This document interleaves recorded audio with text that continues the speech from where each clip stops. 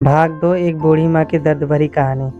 दोस्तों ये फर्स्ट भाग का कुछ पार्ट छूट गया था, इसलिए मुझे सेकंड पार्ट बनाना पड़ा इस कहानी का। आइए पढ़ते हैं और जानते हैं इस बूढ़ी माँ की दर्द भरी कहानी के बारे में।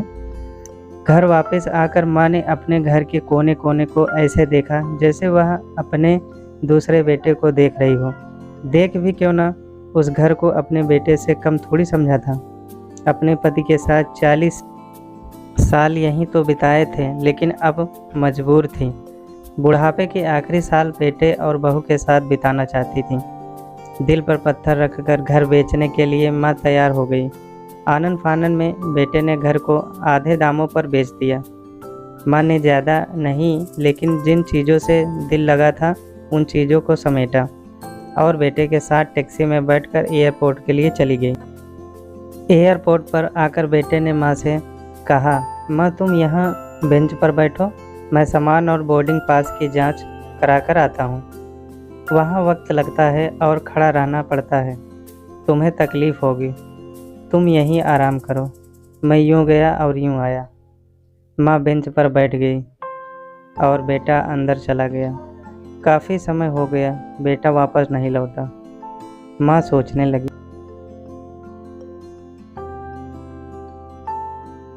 ज़्यादा भीड़ होगी इसलिए देर लग रही होगी। अंधेरा होने को आया। अब तो लोगों की चहलकदमी भी कम होने लगी। माँ को अब चिंता होने लगी। एक कर्मचारी ने आकर पूछा, किससे मिलना है माँ जी आपको? यहाँ पर क्यों बैठी हैं?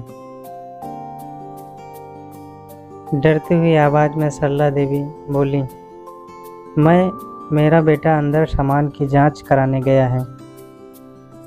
लंदन जा रहे हैं हम। क्या नाम है माँ जी आपके बेटे का? कर्मचारी ने पूछा।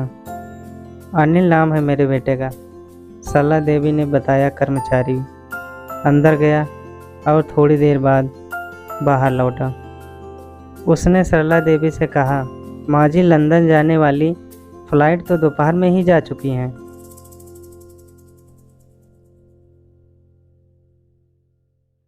और आपका बेटा भी उस फ्लाइट में बैठकर लंदन जा चुका है। अब आपके यहाँ बैठने का कोई मतलब नहीं है, आप भी अपने घर चली जाइए। क्या जा चुका है? और मैं घर जाऊँ? घर? माँ की आंखों से आंसुओं के सैलाब उठने लगे। जैसे तैसे माँ घर पहुँची, जो अब उसका था ही नहीं, बिक चुका था। वो वहीं बरामदे में तुलसी के पास सो गई। घर के नए मालिक को उस पर दया आई तो एक कमरा किराए से उसको दे दिया। पेंशन के पैसे से खाना और किराए का बंदोबस्त हो जाता था। दिन बीतने लगे। कुछ दिन बाद घर के नए मालिक ने सरला देवी से कहा, माँ जी आप अपने रिश्तेदारों के यहाँ पर जाकर क्यों नहीं रहती हैं? इस उम्र में आपके लिए वहीं अच्छा होगा। अच्छा तो होगा, लेकिन अगर मेरा बेटा वापस आया तो उसका ख्याल कौन रखेगा? मेरा बेटा बहुत भोला है, उसे अपना ख्याल रखना बिल्कुल नहीं आता है। मैं कहीं नहीं जाऊंगी, क्या पता कब उसे मेरी ज़रूरत पड़ जाए, माँ ने कहा। दोस्तों सच बता रहा हूँ, माँ की ऐसी बातें सुनकर मेरी आंखों में आंसू आ गए। किसी ने सच ही कहा है, पूत कपूत हो सकता है लेकिन माता कभी कुमाता नहीं होती। दोस्तों आप सभी से हाथ जोड़कर विनती करता हूँ, अपने माता पिता की जितनी हो सके सेवा करना, उनके साथ कभी बुरा बर्ताव मत करना।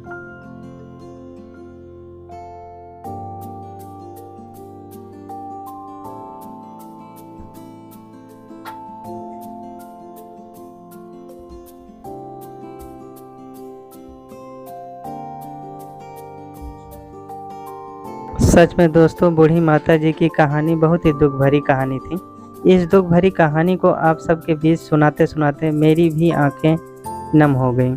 दोस्तों यदि आप सभी को ये कहानी अच्छी लगी हो तो कृपया एक सब्सक्राइब ज़रूर कीजिए। धन्यवाद।